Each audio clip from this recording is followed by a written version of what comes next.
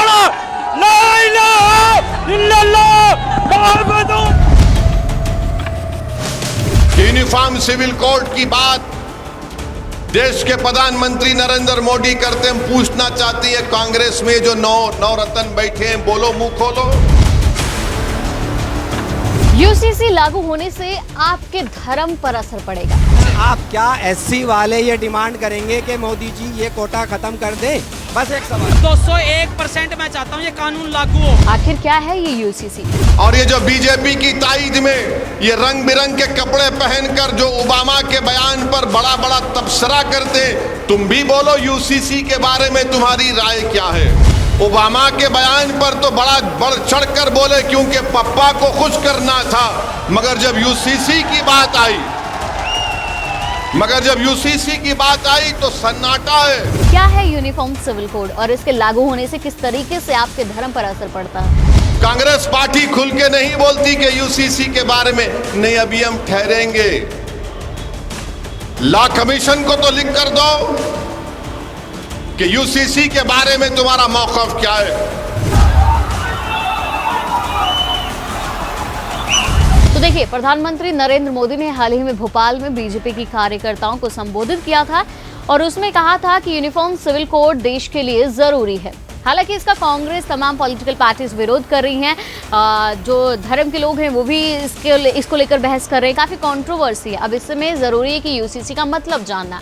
तो देखिए, uniform civil code का मतलब है कि भारत में रहने वाले हर नागरिक, चाहे आप हो या मैं हूं, हम सब के लिए सामान्य कानून होगा, चाहे फिर मैं किसी भी धर्म की हूं, जाति की ही क्यों ना हो। यानी हर धर्म, जाति, लिंग के लिए एक जैसा कानून। अगर सिविल कोड लागू होता है तो शादी, तलाक, बच्चा गोद लेना, संपत्ति के बंटवारे जैसे विषयों में सभी नागरिकों के लिए एक जैसे नियम होंगे। यूनिफॉर्म सिविल कोड भारत के कॉन्स्टिट्यूशन के आर्टिकल 44 का हिस्सा है। संविधान में इसे डीपीएसपी में शामिल किया गया है। संविधान के आर्टिकल 44 में कहा गया है कि सभी नागरिकों के लिए सामान्य नागरिक कोड लागू करना सरकार का दायित्व है। भारत में हालांकि अलग अलग धर्म है और अपने इनके कानून हैं, जैसे कि हिंदुओं के लिए हिंदू पर्सनल लॉ है, मुस्लिम के लिए मुस्लिम पर्सनल लॉ है। और ऐसे में यूसीसी का उद्देश्य इन पर्सनल लॉ को खत्म कर एक सामान्य कानून लाना है। आइए जानते हैं अब कि यूसीसी अगर लागू होता है तो किस धर्म पर क्या प्रभाव पड़ेगा। सबसे पहले बात हिंदू धर्म की। तो देखिए, अगर यूसीसी आता है तो हिंदू विवाह अधिनियम, हिंदू उत्तराधिकारी अधिनियम जैसे मौजूदा कानूनों को संशोधित करना होगा। उदाहरण के लिए समझते हैं कि हिंदू विवाह अधिनियम की धारा 2 का क्लॉज 2 ये कहता है कि इसके प्रावधान अनुसूचित जनजातियों पर लागू नहीं होंगे। कानून की धारा 5 का 5 और 7 में कहा गया है कि प्रथागत प्रथाएं प्रावधानों पर हावी होंगी, लेकिन यूसीसी आने के बाद इनको छूट मिल जाएगी। अब इसका मुस्लिम लॉ पर क्या असर पड़ेगा? तो देखिए, मुस्लिम पर्सनल लॉ यानी कि शरीयत एप्लीकेशन एक्ट 1937 में कहा गया है कि शरीयत या इस्लामी कानून के तहत शादी, तलाक और भरण पोषण लागू होगा। लेकिन अगर यूसीसी आता है तो शरीयत कानून के तहत तय विवाह की न्यूनतम उम्र बदल जाएगी और बहु विवाह जैसी जो प्रथाएं हैं वो भी खत्म हो जाएगी। सिख पर क्या असर पड़ेगा? तो देखिए, सिखों की शादी संबंधित कानून 1909 के आनंद विवाह अधिनियम के अंतर्गत होती है। हालांकि इसमें तलाक का कोई प्रावधान नहीं है, तो ऐसे में तलाक के लिए उन पर हिंदू विवाह अधिनियम लागू होगा। लेकिन अगर यूसीसी आता है तो एक सामान्य कानून सभी समुदायों पर लागू होने की संभावना होगी और ऐसे में तलाक के लिए उन पर हिंदू विवाह अधिनियम लागू होता है।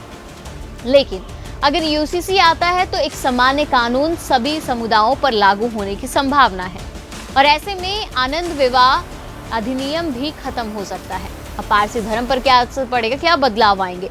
तो देखिए, पारसी विवाह और तलाक अधिनियम 1936 में प्रावधान है कि जो भी महिला किसी अन्य धर्म के व्यक्ति से शादी करती है वो पारसी रीति रिवाजों के सभी अधिकार खो देगी। लेकिन यूसीसी आने पर यह प्रावधान समाप्त हो जाएगा। इसके अलावा पारसी धर्म में गोद ली गई बेटियों को अधिकार नहीं दिए जाते हैं, जबकि गोद लिया बेटा सिर्फ पिता का अंतिम संस्कार कर सकता है। अगर यूसीसी पेश किया जाता है तो सभी धर्मों के लिए गार्डियनशिप और हिरासत कानून सेम हो जाएंगे। और ये खत्म हो जाएंगे। ईसाई धर्म पर इसका क्या प्रभाव पड़ेगा, तो आइए जानते हैं। देखिए, यूसीसी आने से विरासत, गोद लेने और उत्तराधिकारी संबंधित जो व्यक्तिगत कानून है प्रभावित होते हैं। ईसाई तलाक अधिनियम 1869 की धारा 10A के तहत आपसी सहमति से तलाक के लिए आवेदन देने से पहले पति पत्नी को कम से कम 2 साल तक अलग रहना अनिवार्य होता है। लेकिन अगर यूसीसी आता है तो ये सब खत्म हो जाएगा। इतना ही नहीं, 1925 का उत्तराधिकारी अधिनियम ईसाई माताओं को उनके मृत बच्चों की संपत्ति में कोई अधिकार नहीं देता है। ऐसी सारी संपत्ति पिता को विरासत में मिलती है। यूसीसी आने पर यह प्रावधान भी खत्म हो जाएगा।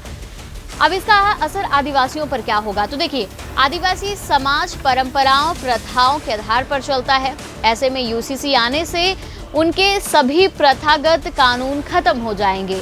CNT यानी कि Chota Nagpur tenancy act, Santhal Pargana tenancy act और SPT एक्ट, पेसा एक्ट के तहत आदिवासियों को झारखंड में जमीन को लेकर जो विशेष अधिकार दिया है, यूसीसी के लागू होने से ये अधिकार खत्म हो जाएंगे। यूसीसी के लागू होने से पूरे देश में विवाह, तलाक, विभाजन, गोद लेना, विरासत और उत्तराधिकारी एक समान हो जाएगा। ऐसे में महिलाओं को संपत्ति का सामान्य अधिकार मिल जाएगा। और ऐसे में अगर कोई और गैर आदिवासी एक आदिवासी महिला से शादी करता है तो उसकी अगली पीढ़ी की महिला को जमीन का अधिकार मिल जाएगा। तो ये तमाम जो असर हैं ये अलग अलग धर्म पे पड़ेंगे।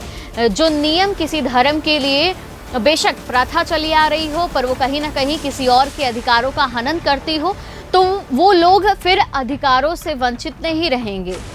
तो ये असर यूसीसी का पड़ेगा अगर यूसीसी लागू हो जाता है तो।